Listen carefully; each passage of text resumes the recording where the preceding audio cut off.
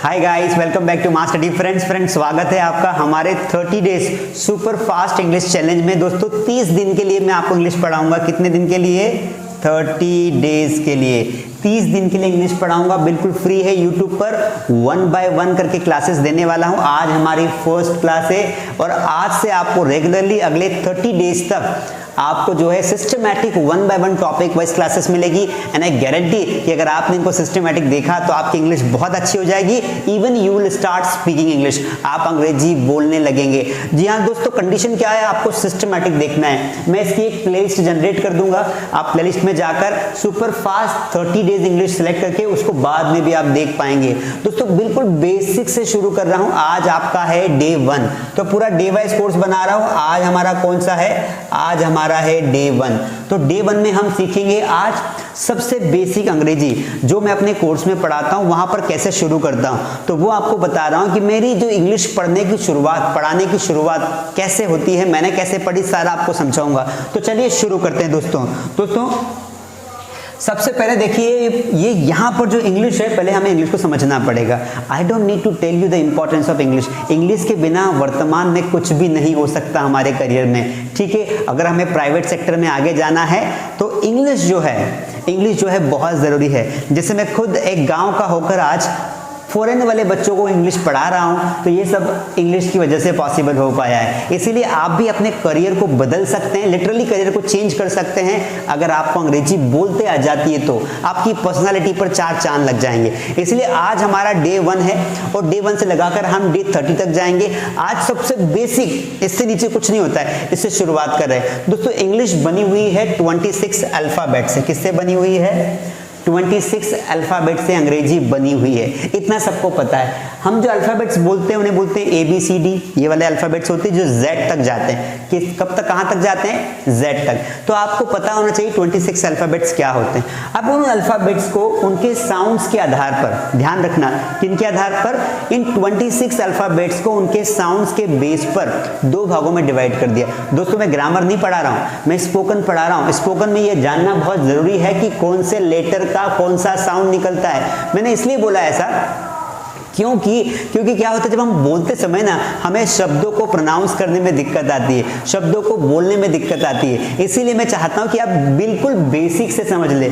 दोस्तों अल्फाबेट्स 26 होते हैं जिन्हें बोलने की भाषा के आधार पर, साउंड्स के आधार पर 2 भागों में डिवाइड कर दिया।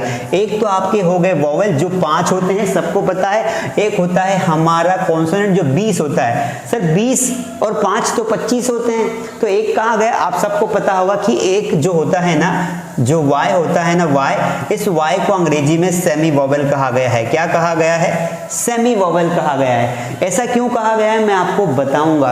अब ये 5 जो वोवेल्स होते हैं ये कौन से होते हैं? सबको पता है, A, E, I, O, U। अगर आपको ये सब पता हो फिर भी एक बार देख लो। क्यों? क्योंकि आप सिस्टमैटिक पढ़ोगे तो फिर आपको सारी क्लासेस अटेंड करनी 1 बाय 1। अगर आप ये सोचोगे कि मुझे ये तो आता है, मुझे ये तो आता है, तो फिर हमेशा आपका छूटता रहेगा। क्यों? क्योंकि आपको कभी पता ही नहीं चलेगा कि आपको क्या आता है और क्या नहीं आता है। इसीलिए these are the 5 vowels, A, E, I, O, U, ये 5 वॉवेल्स होते हैं। बाकी के बचे 20 कॉन्सोनेंट्स होते हैं Y को छोड़कर। Y को सेमी वॉवेल क्यों कहा गया? Let me clear you guys. वैसे तो अंग्रेजी में 1 और 2 सेमी वोवेल और भी है, लेकिन दिस इज वेरी इंपॉर्टेंट क्योंकि ये इसका जो मीनिंग है ना, इसके 2 मीनिंग निकलते हैं। जो उच्चारण है, कभी य निकलता है, कभी ई निकलता है। ये बातें आपको बहुत सारे लोग नहीं बता पाएंगे, इसलिए मैं बता रहा हूँ। दोस्तों कैसे निकलता है? कई बार Y का जो साउंड होता है ना, वो एक नहीं निकलता है। जैसे कि मैंने कहा कि भाई यहाँ पर जो य का मतलब होता है वो होता है, जैसे मैंने कहा कि यॉक। आपने यॉक देखा होगा, या मैं बोल सकता हूँ कि बहुत सारे यूनिवर्सिटी वर्ड है। तो यहाँ पर देखिए एक वर्ड लिखता हूँ मैं, स्काई। अब हम सबको पता है कि Y का मतलब तो यह निकलता है, लेकिन जब इसको आप बोलेंगे ना, इस वर्ड को, तो ये वर्ड ऐसा पढ़ा जाएगा। कैसा पढ़ा जाएगा? स्काई। तो यहाँ पर ये Y का मीनिंग क्या निकल रहा है? ई, फ्लाई। अब फ्लाई देखो, फ्लाई में इसको आप पढ़ोगे ना, इसको फ्लाई यह नहीं पढ़ना है। अगर आप इसको ऐसा पढ़ रहे हो, ऐसा पढ़ रहे हो, तो ये गलत है। ये फ्लाई है, तो इसको ऐसा पढ़ेंगे। मैं थोड़ा डीप में जा रहा हूं पर ये नॉलेज आपको मजा देगा। Fly, the birds are flying, ठीक है। इस तरीके से। तो ध्यान रखना है प्रोनाउंसिएशन में वाई क्या करता है, क्योंकि वाई के 2 साउंड होते हैं इसलिए उसको कॉन्सोनेंट नहीं माना गया है और उसको यहाँ पे सेमी वोवेल में काउंट कर लिया गया है। क्यों? क्योंकि है तो कॉन्सोनेंट लेकिन साउंड्स कभी कभी क्या निकालता है, वोवेल के निकालता है। आप सबको पता होना चाहिए कि जो इंग्लिश की जो वोवेल्स हैं, ये जो वोवेल्स है इनके बहुत सारे साउंड्स होते हैं। इनके लगभग दोस्तों 22 साउंड्स होते हैं। कितने साउंड्स होते हैं? 22। ये पांच लेटर्स के 22 उच्चारण होते हैं अंग्रेजी में। कैसे? आपने कई बार देखा होगा बचपन में कि जो ए होता है ना, इसका साउंड कभी कभी अ निकलता है, कभी कभी आ निकलता है, कभी कभी ए निकलता है, कभी कभी ए निकलता है। तो आप खुद कंफ्यूज हो जाओगे कि सर एक लेटर के इतने सारे साउंड्स। मैं आपको दिखाता हूं कैसे। देखिए इस ए की कलाकारी समझिए। आपने यहां पे लिखा कैट, तो यहां पर ए का मतलब क्या निकल रहा है, इसका उच्चारण क्या है, ए, कैट, हम बोलते हैं ना कैट। जबकि आपने यहां पर लिखा कार, तो यहां पर ए का मतलब क्या निकल रहा है, अ, कार, कैट। तो देखो यहीं पर पकड़ में आ गया ना ये, कि यहां पर जो है ए साउंड निकल रहा है, यहां पर अ निकल रहा है। इसीलिए ये जो 5 लेटर हैं, समझ लीजिए अंग्रेजी में इनका काम बड़ा खतरनाक है। काम खतरनाक कैसे है दोस्तों? क्योंकि इनके जो है इनके साउंड्स बहुत निकलते हैं। उसी प्रकार ये जो 24 है ना, इनके 20 कॉन्सोनेंट्स है, इनके 24 साउंड्स है। तो 5 वोवेल के 22 साउंड्स और ये जो है ना 20 कॉन्सोनेंट के 24 साउंड्स। अलग अलग किताबों में अलग अलग साउंड्स दिए, आप कंफ्यूज नहीं होना है। ये फोनेटिक्स के हिसाब से मैंने आपको साउंड्स बता दिए।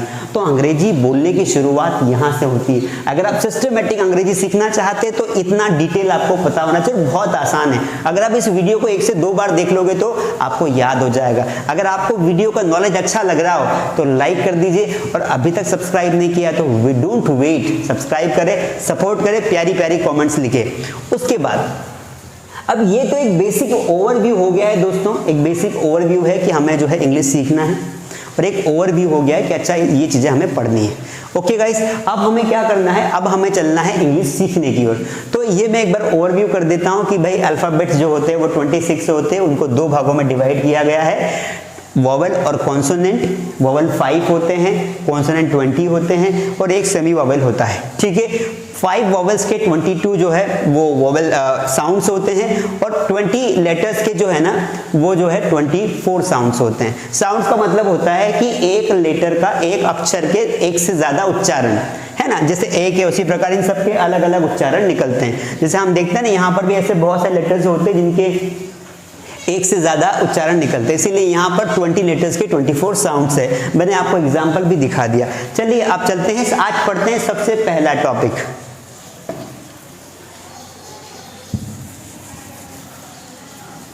अब सबसे पहला टॉपिक पढ़ेंगे दोस्तों हम।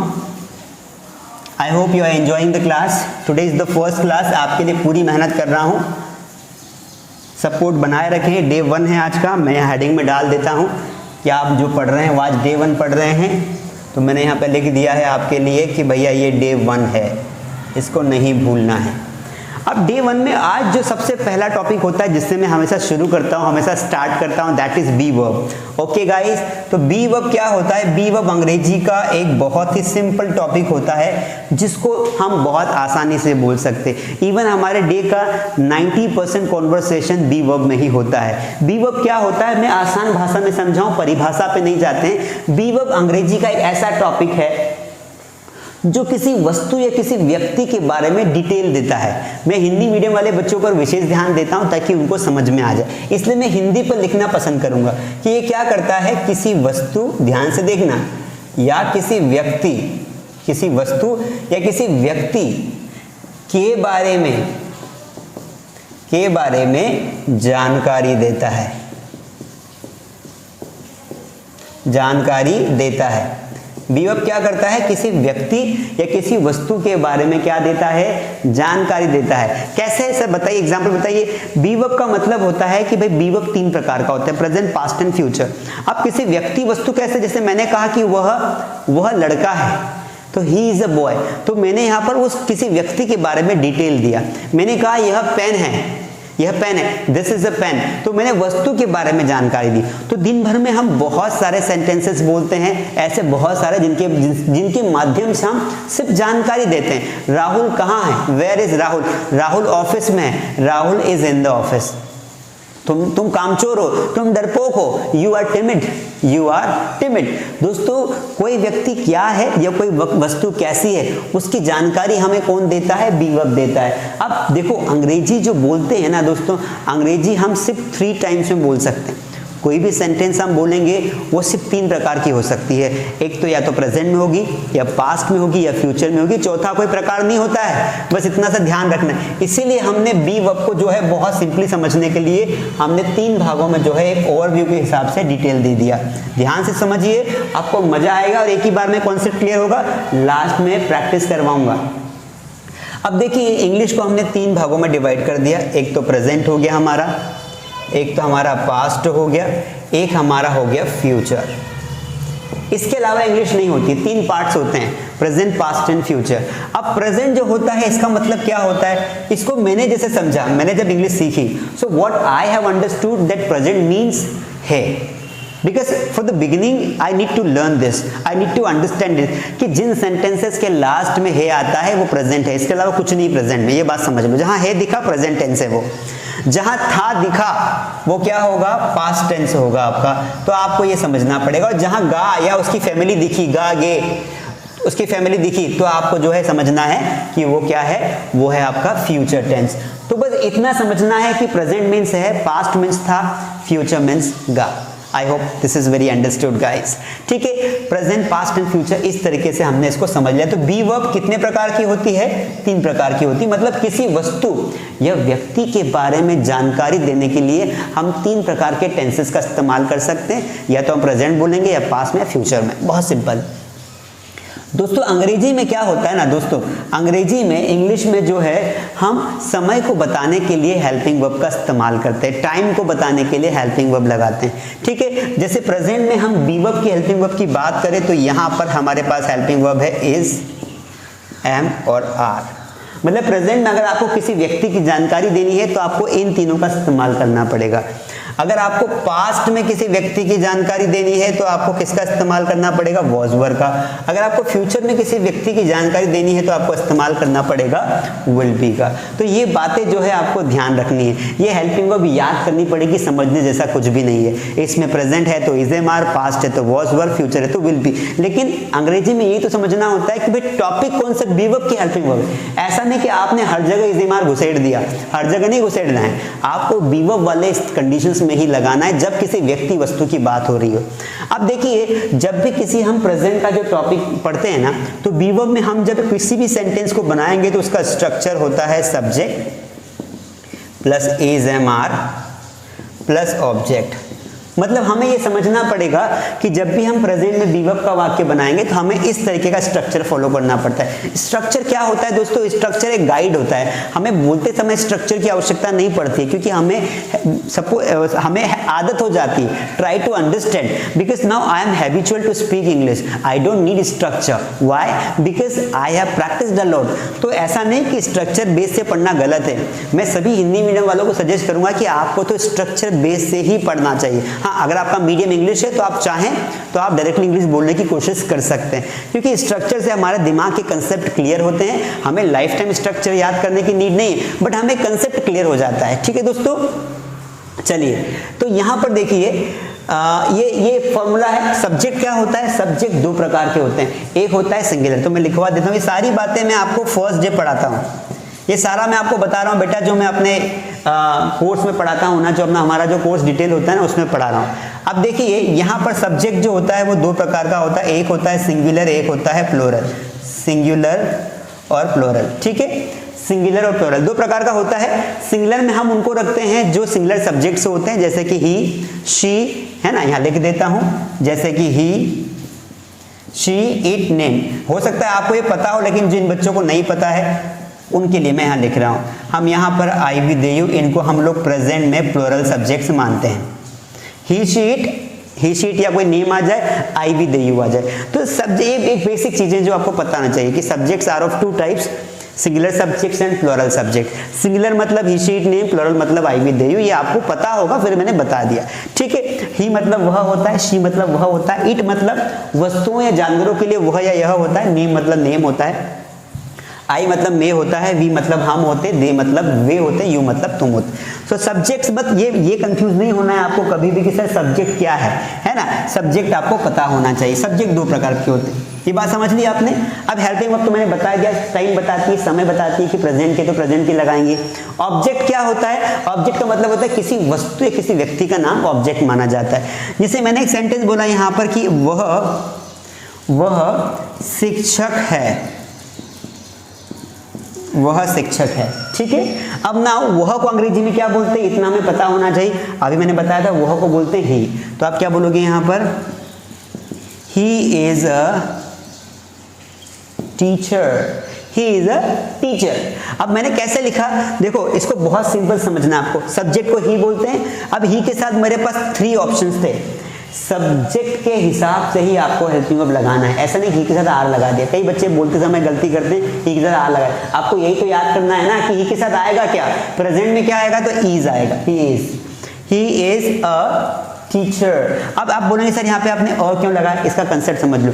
अंग्रेजी में, हिंदी में यहाँ पे एक तो लिखा हुआ नहीं है कि एक के लिए आपने अ लगा दिया। अंग्रेजी में जो ऑब्जेक्ट्स, अंग्रेजी में जो ऑब्जेक्ट्स या जो नाउन्स काउंटेबल होती है और एक होती है, उनके पहले ऑटोमेटिकली अ आ जाता है। जैसे मेरे पास पेन है, I have a pen, automatic मुझे बोलना पड़ेगा।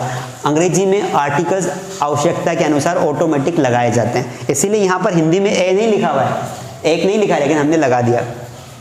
ही इज अ टीचर मतलब वह शिक्षक है, ठीक है। जैसे मैंने कहा कि मैं डॉक्टर हूं, मैं क्या हूं, मैं डॉक्टर हूं। अब मैं को क्या बोलते हैं इतना पता होना चाहिए, आई। अब मुझे बताओ कि यहाँ पर आई के साथ क्या आना चाहिए, मुझे हेल्पिंग वर्ब तो लगानी पड़ेगी, तभी तो सेंटेंस पता चलेगा कि पास्ट का है कि प्रेजेंट का है। तो आई एम अ डॉक्टर, इससे आई एम अ डॉक्टर, समझ में आया आपको? I am a doctor. अब उसी प्रकार दोस्तों हम आ जाते हैं पास्ट में। पास्ट में ये ऐसे आपको बहुत सारे सेंटेंस बनाना है, मैंने 2 एग्जांपल आपको दे दिए। अब यहाँ पे बना सकते हो, हम कलाकार हैं, वी आर आर्टिस्ट, वह डांसर है, शी इज डांसर, वह ट्रेनर है, ही इज ट्रेनर, वे खिलाड़ी हैं, दे आर प्लेयर्स। आपको बस बनाते जाना है। यहाँ पर जितना आपको ऑब्जेक्ट्स याद रहेंगे, जितना आपको सब्जेक्ट्स याद रहेंगे, ये हेल्पिंग वर्ब 3 हमारे पास से बनाते जाना है, इसकी प्रैक्टिस करना पड़ेगा, ठीक है। अब देखिए यहाँ पर हमारा आ गया है पास्ट टेंस। अब पास्ट टेंस की मैं बात कर लेता हूँ। पास्ट टेंस का मतलब होता है कोई वस्तु पास्ट में क्या थी, कोई व्यक्ति पास्ट में क्या था। जैसे वह कलाकार था, वह मेरा दोस्त था, अरे वो तो चोर था, पता है हम बहुत गरीब थे, वे अमेरिका के खिलाड़ी थे, अरे वो तो इंडिया का था। तो ऐसे हम बहुत सारे सेंटेंस बोलते हैं जहां पर कोई वस्तु या कोई व्यक्ति था, किसी चीज से बिलोंग करता था, तो इसके लिए हमें वॉज वर्ड लगाना पड़ेगा। अब वॉज लगाते सिंगुलर सब्जेक्ट के साथ, वर्ड लगाते प्लूरल के साथ। हमें वैसे याद नहीं करना चाहिए, you don't need to remember कि वॉज कहाँ लगाना है, क्योंकि ये तो बोल बोल के ऑटोमेटिकली दिमाग को पता होना चाहिए कि आई के साथ वॉज ही आता है, ही के साथ वॉज ही आता है, दे के साथ वर ही आता है। तो बोलने की प्रैक्टिस है दोस्तों, ठीक है। तो यहाँ पर अगर इसके फॉर्मूले की बात करूँ तो सबसे पहले हम लिखेंगे सब्जेक्ट, मतलब वही सब्जेक्ट क्या होता है, वही होता है ही शी आई विद यू। उसके बाद अकॉर्डिंग टू नीड हम लगा देंगे वॉज वर, उसके बाद हम लगा देंगे यहाँ पर ऑब्जेक्ट।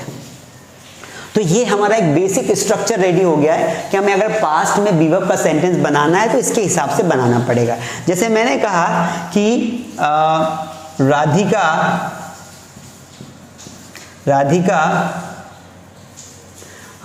क्या थी बताओ, तो मैंने कहा कि राधिका शिक्षिका थी या राधिका डॉक्टर थी। सिंपल लेते हैं पहले ऑब्जेक्ट, राधिका डॉक्टर थी। हम बहुत सारे ऑब्जेक्ट्स ले सकते हैं, हलवाई थी, होम क्लीनर थी, जो भी आपको लगाना। राधिका डॉक्टर थी तो सब्जेक्ट क्या है, राधिका, किसी का नाम आ जाए, एक सिंगुलर है तो वॉज लगा देंगे, राधिका वॉज अ डॉक्टर। दोस्तों मैं जल्दीबाजी में आपको सब कुछ नहीं पढ़ा रहा हूँ, मैं सिस्टमेटिक पढ़ा रहा हूँ। आज मैं आपको सिंपल पढ़ाऊंगा, फिर मैं आपको नेगेटिव पढ़ाऊंगा, फिर इंट्रोगेटिव, सिस्टमेटिक पढ़ेंगे। पूरा कोर्स है, आराम से पढ़ेंगे, समझ में भी आएगा। नहीं तो पता चले खूब पढ़ा दे, समझ में कुछ नहीं आया। Radhika was a doctor, Radhika एक डॉक्टर थी। जैसे हम बोलते हैं ना, हम बहादुर थे, हम बहादुर थे। जैसे थे आया, दिमाग की बत्ती जलनी चाहिए कि थे मतलब पास्ट है, तो हमको बोलेंगे we were brave, we were brave. ये बोला अरे पहले पता ये बहुत गरीब थे, तो वे गरीब थे। गरीब मतलब पुअर। वे को बोलते हैं अंग्रेजी में क्या बोलते हैं? दे वर पुअर। दोस्तों ऐसे हजारों सेंटेंस आप बना सकते हैं। जैसे महात्मा गांधी महान थे, महात्मा गांधी वॉज ग्रेट। भगत सिंह क्रांतिकारी थे, तो क्रांतिकारी को हम रिवोल्यूशनरी बोलते हैं। बहुत सारे मार्टिर बोलते हैं, बहुत सारे वर्ड्स हैं। जैसे पता है मेरा दोस्त ना बड़ा बदमाश था। My friend was bullshit. तुम बचपन में ना बहुत डरपोक थे। You were timid, you were very timid, you were very coward. तो कावर्ड भी डरपोक को बोलते हैं, टिमिड भी बोलते हैं। तो आपको इस तरीके से जो है प्रैक्टिस करनी है। अब फ्यूचर की बात करते हैं। दोस्तों फ्यूचर का इस्तेमाल बहुत कम किया जाता है। मैं आपको साथ साथ ये भी बताऊंगा कि किसका इस्तेमाल ज़्यादा होता है, किसका कम होता है। इसका ज़्यादा यूज़ नहीं होता है। आपको सब्जेक्ट लिखना है यहाँ पर, उसके बाद विल बी, उसके बाद यहाँ पर आ जाएगा ऑब्जेक्ट। जैसे आपने कहा कि वह कलाकार होगा। आपने क्या कहा? वह कलाकार होगा। अब वह कलाकार होगा, हम एक जजमेंट लगा रहे हैं। विल बी का इस्तेमाल कहाँ करना है कि फ्यूचर में कोई व्यक्ति या वस्तु क्या होगी।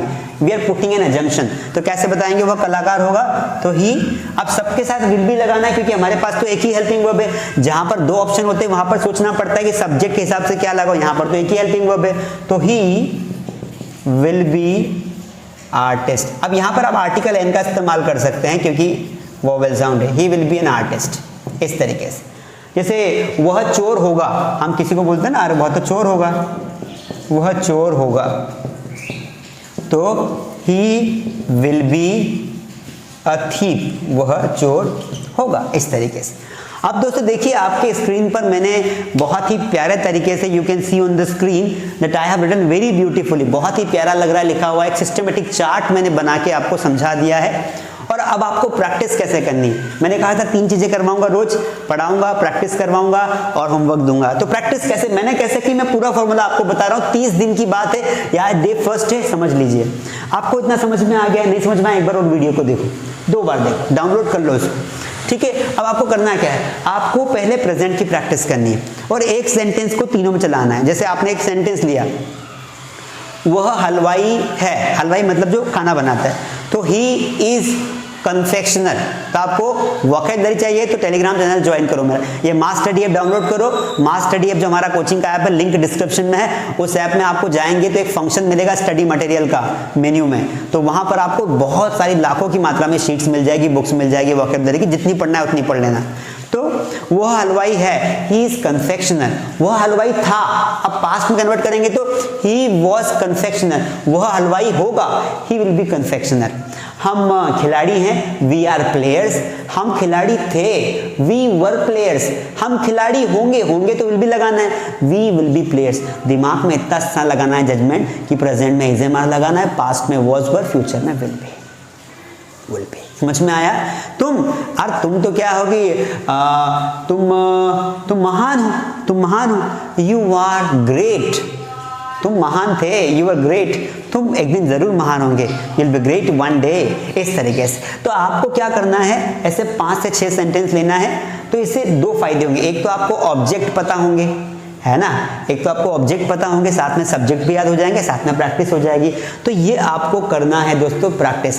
अब हमने इसके अभी देखो मेनली सिंपल हो गए, अब इसके नेगेटिव इंट्रोगेटिव तो पढ़ना पड़ेंगे ना, तो डे 2 में पढ़ेंगे नेगेटिव इंट्रोगेटिव। वह चोर नहीं था, हम बहादुर नहीं थे, तुम परेशान क्यों थे, पूरा डिटेल में पढ़ेंगे, ठीक है। तो ये मैंने आपको बता दिया, सिंपल में इसकी प्रैक्टिस करो, इतनी प्रैक्टिस कर डालो इसकी कि जिंदगी में कभी कोई बोले कि वह डॉक्टर है तो आपके मुंह से वह डॉक्टर नहीं निकलना चाहिए, आपके मुंह से निकलना चाहिए he is a doctor, he is a doctor, he is my driver, यह मेरा ड्राइवर है। she is my teacher, वह मेरी शिक्षिका है, she is my teacher, ठीक है। इस तरीके से यह मेरा स्कूल है, this is my school। वह गाय है, इट इज काउ, वह गाय थी, इट वॉज काउ, इस तरीके से। सो आप प्रैक्टिस इतनी कर लो कि आपको हिंदी से ज्यादा अंग्रेजी आ जाए, और ये पॉसिबल है। अगर मैं कर सकता हूँ being a Hindi medium, you can also do, you can also become leader, that is my trust, my faith and my confidence about you.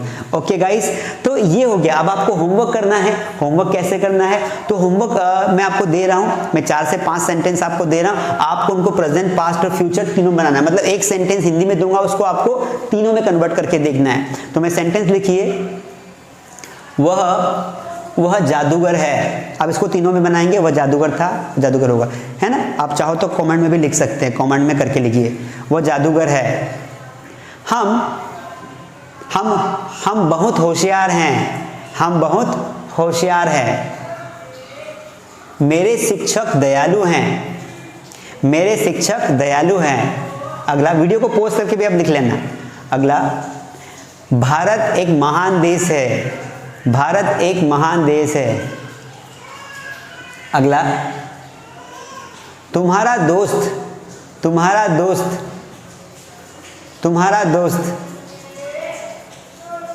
कमीना है।